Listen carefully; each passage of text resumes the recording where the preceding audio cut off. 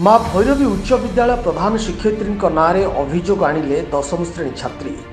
कंधमाल जिला तुमुड़ीबंध ब्लॉक मुंदीगड़ ग्राम पंचायत माँ भैरवी उच्च विद्यालय प्रधान शिक्षयित्री श्रीमती सविता शतपथी नाँरे 10वीं श्रेणी छात्री 500 टंका दियो सर्टिफिकेट नियो एपरी अभियोग नहीं ग्रामवासी और अभिभावक स्कूल सम्मुखें प्रधान शिक्षयित्री को अन्यत्र बदली करने निमंते स्कूल सम्मुखें धारणा देते।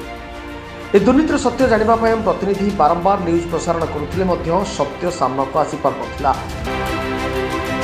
प्रधान शिक्षयित्री विरुद्ध रे अभियोग केते दूर सत्यता रही ना उद्देश्यमूलक भाव तांको बदनाम पय करा दैछि।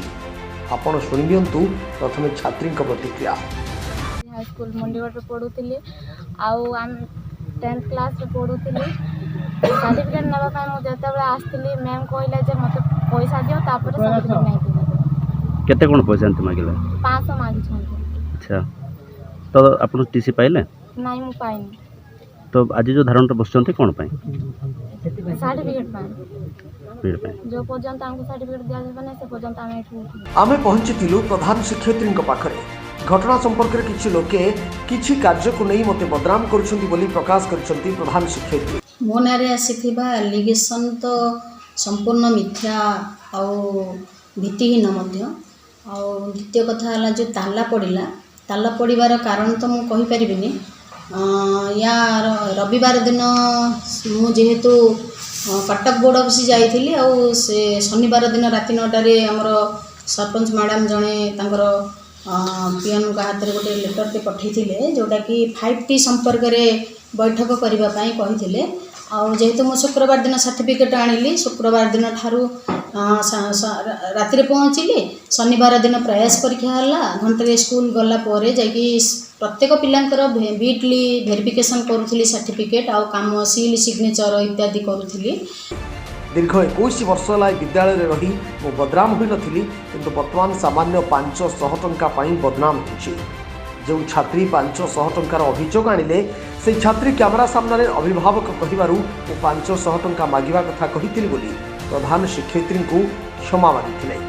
सुनंतु कौन कहउचंती छात्री। दीदी हमको पैसा मागी नथिले हमें गार्डियन माने बाध्य करिबारु हमें पैसा मागुथिले बोली कहिलु हेले दीदी हमको पैसा मागी नथिले खाली से क्वेश्चन पेपर शॉर्ट थिला बोली कि समस्ते 10 टंका हो कि 5 टंका हो दबो बोली कहिथिले हमें समस्त मिसिकी देदिलु और दीदी तो हमको सेंते पैसा सर्टिफिकेट पाई किछि कहि नथिले गार्डियन माने बाध्य करबार काम कहिथिले समस्त मिसिकी कहिथिलु पिला माने। आउ मोर ना सुरेश चंद्र पात्र मुंडीगड़ नुआ साई। तो वर्तमान जो सविता शतपथी नाम रे जो आंदोलन करुछंती एटा तांकर लक्ष्य उद्देश्य थिला 5T काम करिवार किंतु सविता शतपथी को एठू पदवी ओहराई देई आमे 5T काम करिबा बोलिकरी ए जो मिथ्या कथा उठेइकरी अधिक पैसा फीज नौछंती सर्टिफिकेट बाबद फीज नौछंती बोलिकरी बदनाम करिकरी तांकू साइड कर दे आमे पदवी रही 5T काम करवा बोलिकरी ए मानकर आंदोलन करिवार मुख्य उद्देश्य किंतु 500 टंका लांच नबा एटा सब संपूर्ण मिथ्या है। जो छात्री माने जो कहउछंती आपनकर झियो पढुथिले झियो भी पढुथिला तो या बदले आपण केबे किछि दैछंती नाइ सर मु पढ़ला भितर मो झियारी मान पढ़ला भितर मु कौनसी दिन कि सर्टिफिकेट फीस कि एडमिशन फीस आम दे ना आज्ञा अभियोग करथिले से सब मिथ्या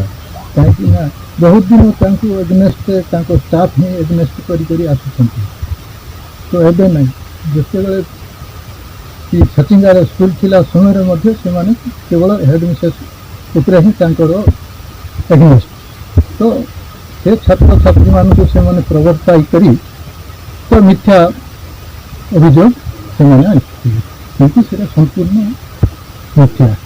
नमस्कार मो फिलिप कुमार दिगल न्यूज 9 प्रतिनिधि डिस्ट्रिक्ट कंधमाल। आमे आज पहुंचीचु तुमुड़ीबंध ब्लॉक मुंडीगड़ माँ भैरवी विद्यालय।